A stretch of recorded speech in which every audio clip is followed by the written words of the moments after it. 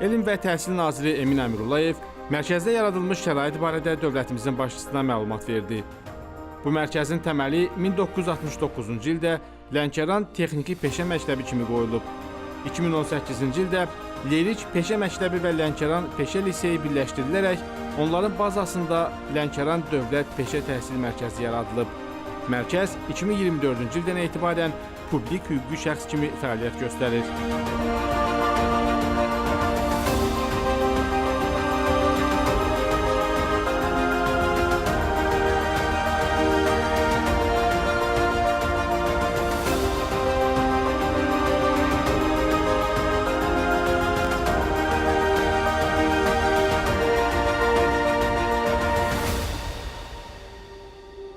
Müasir infrastrukturla təmin olunan mərkəzdə tədris, idman, yataqxana, kulinariya təlim korpusları, təlim qonaq evi, əkinçilik və emalatxana laboratoriyaları, istixana, eləcə də avtotəmir, dəzgahların kompüterləşdirilmiş idarəetmə sistemi emalatxanaları yaradılıb. Burada həmçinin informatika kabinetləri, müasir sinif otaqları, hərbi hazırlıq kabineti, kitabxana, 300 nəfərlik akt zalı və yeməkxana fəaliyyət göstərir. Ərazidə 53 nəfərlik yataqxana binası da inşa edilib və yenidən qurmadan sonra korpusların sayı 7-yə çatdırılıb.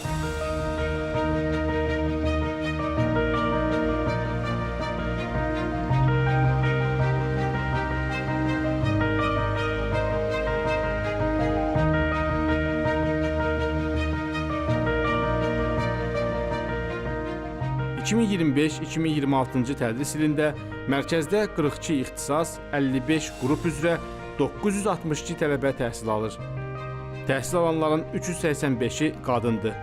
Müəssisədə turizm, kənd təsərrüfatı, sənaye, xidmət, IT texnologiyaları və alternativ enerji istiqamətləri üzrə kadr hazırlığı həyata keçirilir.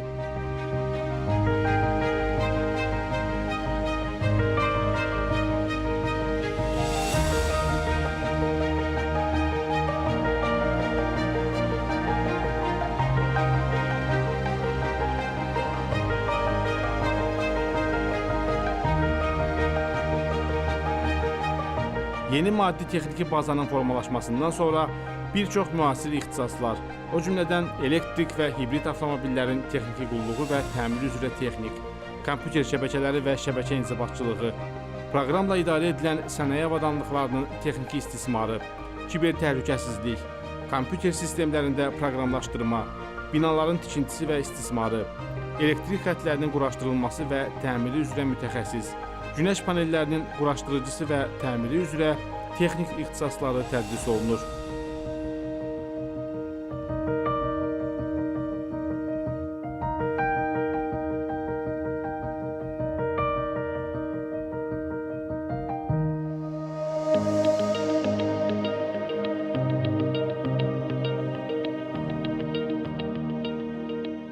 Burada tələbələrə ilk peşə, texniki peşə və yüksək texniki peşə təhsili pillələri üzrə biliklər verilir. Hazırda mərkəzdə 138 nəfər çalışır.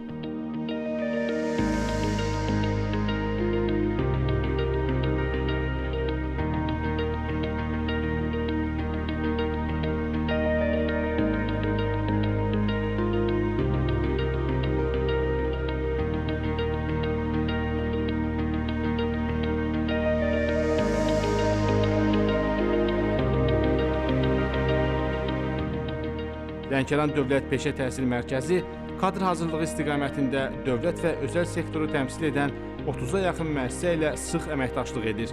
Bu əməkdaşlığa özəl sektorla birgə kadr hazırlığı, mütəxəssislərin tədrisə cəlb olunması, istehsalat təlimləri, ustad dərsləri, həmçinin sosial və innovativ layihələrin icrası daxildir.